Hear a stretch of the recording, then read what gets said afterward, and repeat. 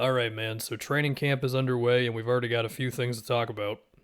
Not all of them being the most cheerful. As we start with the Lonzo knee injury, which I talked about this, I don't know, like a week ago, whatever it was, and it just keeps on getting worse, man. I mean, now it's doctors have doubts on exactly what it is, and Lonzo hasn't been able to run or jump. And I mean, initially it was believed to be, I think, a meniscus, but then it steered more towards a bone bruise, and now it's just like, I mean, we've got a quote from Billy Donovan saying, like, yeah, at this point, we pretty much have to just plan for him not to play this season and then hope that he does. Everything around this is just not encouraging whatsoever, and we all know how impactful Lonzo is for the Bulls. In a lot of ways, he kind of is the piece that makes it all work, right? Because he's the best passer on the team.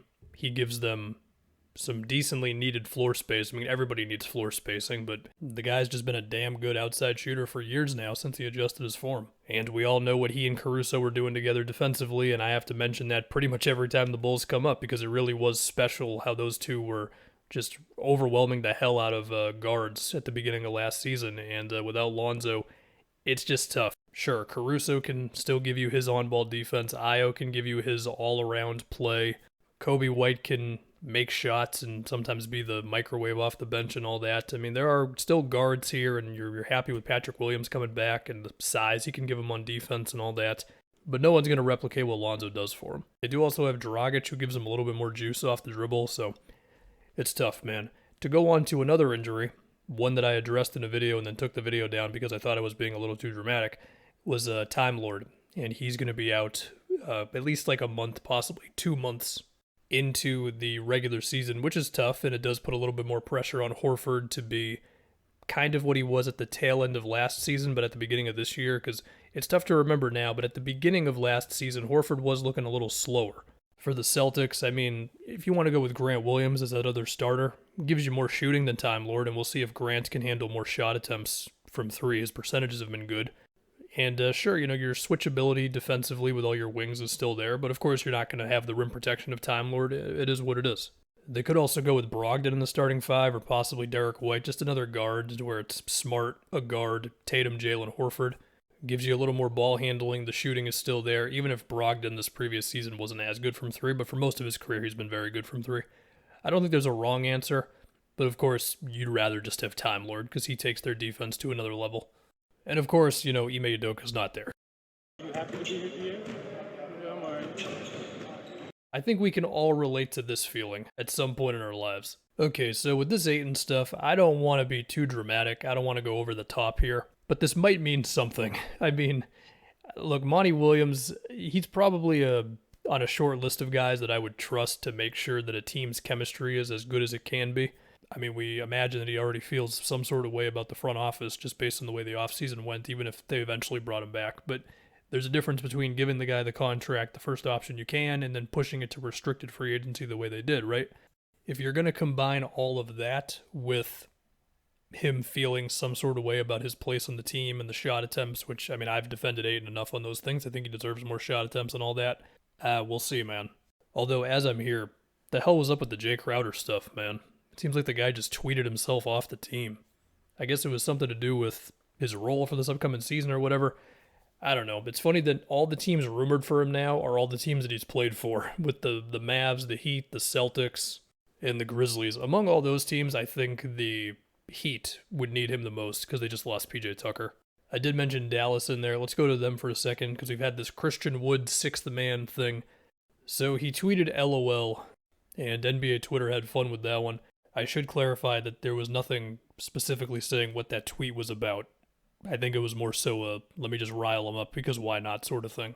The way that I'm looking at this whole thing, because Jason Kidd has already said that he plans on JaVale starting. He said that back in like July. You can pull that up on Google right now. I think Christian Wood's going to play more than JaVale. I think it's possible they play together in some minutes, but whether Christian Wood's coming off the bench, starting, whatever, like he's going to be featured heavily in the offense because he's going to screen for Luka as many times as possible when he's out there.